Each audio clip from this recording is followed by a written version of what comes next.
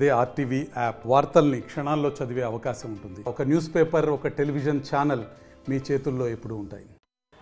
ఈరోజు ఎమ్మిగనూరు నియోజకవర్గం నందవరం మండలం నదికెరవడి గ్రామ పంచాయతీకి సంబంధించి సర్వే నెంబర్ 4లో ఏదైతే దేవాదాయ భూమి ఉందో దాదాపు 23 పైచులకి ఎకరాలు ఉన్నాయి.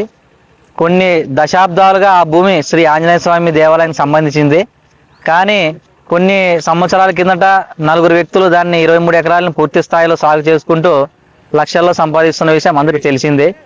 ఈ విషయంపై అనేక సార్లు కూడా పై అధికారులకి చెప్పినప్పుడు కూడా ఏమాత్రం స్పందించడం లేదు. 2022లో రెవెన్యూ డిపార్ట్మెంటు తహసీల్దార్ వారికి ఈ భూమి ఆంజనేయ స్వామి భూమి, దీన్ని పూర్తి స్థాయిలో కూడా కౌలుకి వేసి దేవాదాయానికి ఏదైనా అధికంగా ఇచ్చేయాలని చెప్పినప్పుడు కూడా రెవెన్యూ అధికారులు స్పందించలేదు.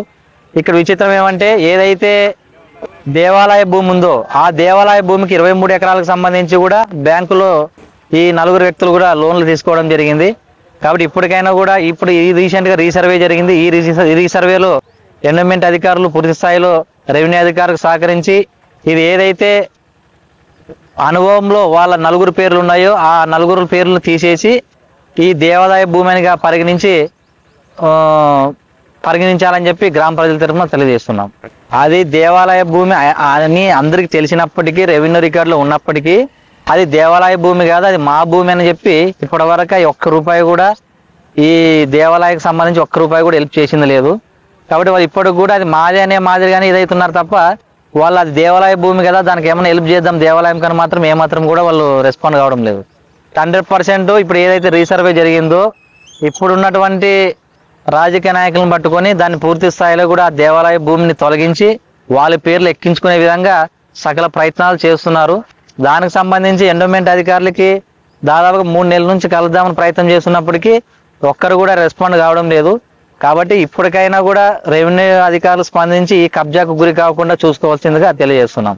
దాదాపుగా దాని వాల్యూ ఇప్పుడు మార్కెట్లో పెట్టినా కూడా 9 కోట్ల పైనే ఉంటుంది. దానికి సంబంధించి మా గ్రామంలో కూడా చాలా మంది కూడా సెంటు భూమి లేని వాళ్ళు ఉన్నారు.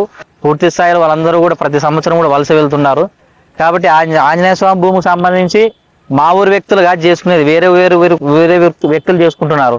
ఏదైతే మా ఊరు గ్రామ ప్రజల వ్యక్తులకి కౌలుకి ఇస్తే వాళ్ళు ఖచ్చితంగా సంవత్సరం కౌలు కట్టి ఆంజనేయ స్వామి గుడి డెవలప్మెంట్ కు పూర్తి స్థాయిలో సహకారం ముందు అందుతుందని చెప్పి మేము ఇంతవరకు పోరాడుతున్నాం. మరి ఇప్పటికైనా స్పందిస్తారని అధికారులు కోరుకుంటున్నాం. అది కరవాడి భీమన్న దేవాలయములు భూములు ఏవైనా సరే ఒక్కటే కదా, ఆంజనేయ స్వామి కానీ ఇంకొక దేవుడు కానీ ఇంకొక దేవుడు కానీ దేవాలయం పేరు మీదే ఉండాల. ఆ దేవాలయం పేరు మీద లేనట్ల ఎవరి పేరు మీద చేసి ఎవరెవరో అట్లా చేసేది తప్పు. మరిన్ని వీడియోస్ కోసం ఛానల్ ని సబ్స్క్రైబ్ చేయండి. లేటెస్ట్ అప్డేట్స్ కోసం వాట్సాప్ ఛానల్ ని ఫాలో చేయండి. అండ్ లింక్ డిస్క్రిప్షన్ లో ఉంది.